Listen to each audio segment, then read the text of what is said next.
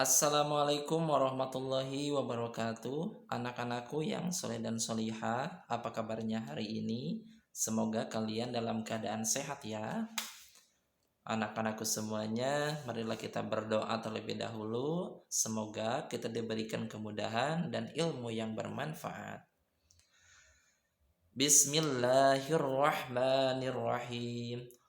Raditu billahi rabba wa bil islami dina wa bi muhammadin nabiyya wa rasula rabbi zidni ilma warzuqni fahma amin. Anak-anakku semuanya, pada pertemuan kali ini kita akan belajar bersama-sama materi pendidikan agama Islam dan budi pekerti untuk kelas 6. Pelajaran 1, indahnya saling menghormati. Quran Surah Al-Kafirun. Anak-anakku semuanya, agama Islam adalah agama rahmatan lil alamin. Rasulullah Shallallahu Alaihi Wasallam mengajarkan kepada kita toleransi ataupun tasamu. Islam memandang perbedaan agama itu sebagai rahmat. Agama Islam mengajarkan untuk saling menghormati antar sesama manusia. Contoh sikap tasamuh toleransi Rasulullah Shallallahu Alaihi Wasallam saat terjadi perselisihan antara kaum muslimin Quraisy dengan semua suku-suku dan Yahudi di Madinah.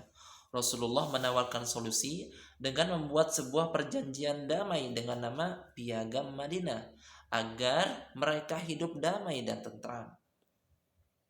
Bangsa Indonesia adalah bangsa yang majemuk. Terdapat berbagai macam agama di Indonesia.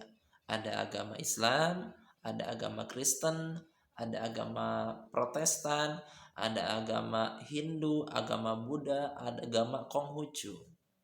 Dan semuanya hidup berdampingan karena ada toleransi yang diajarkan oleh Islam. Mengenal surat Al-Kafirun.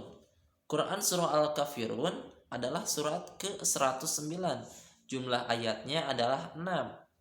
Surah Al-Kafirun mengisyaratkan tentang pupusnya harapan orang-orang kafir zaman itu terhadap dakwah Nabi Muhammad SAW.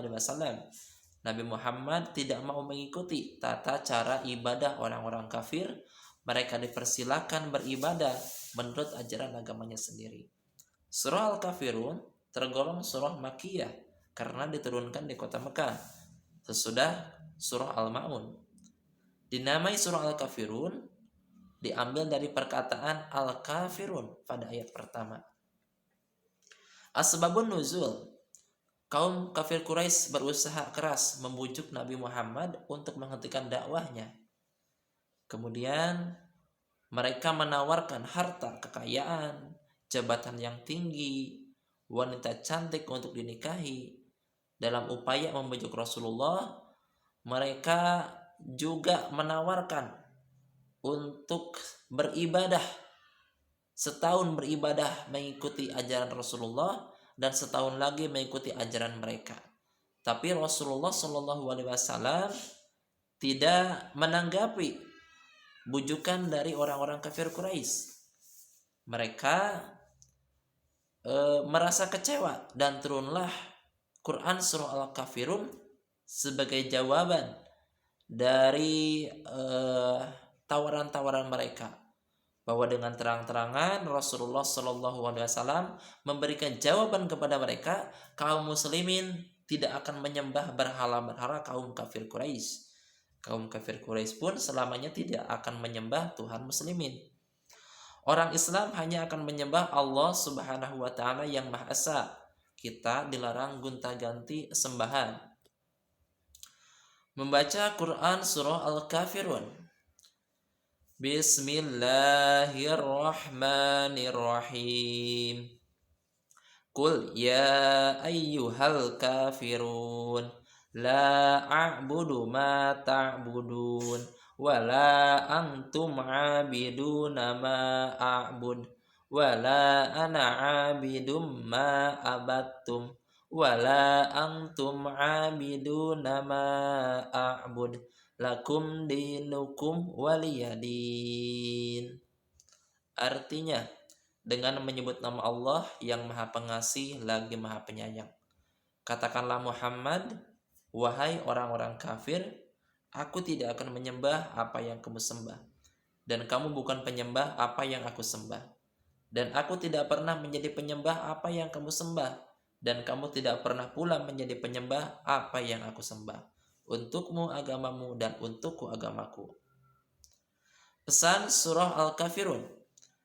Yang pertama, bersikap baik terhadap penganut agama lain, tidak menghina, tidak mencaci, dan saling menghormati, serta bekerja sama dalam hal sosial dan kemasyarakatan yang bermanfaat bagi manusia.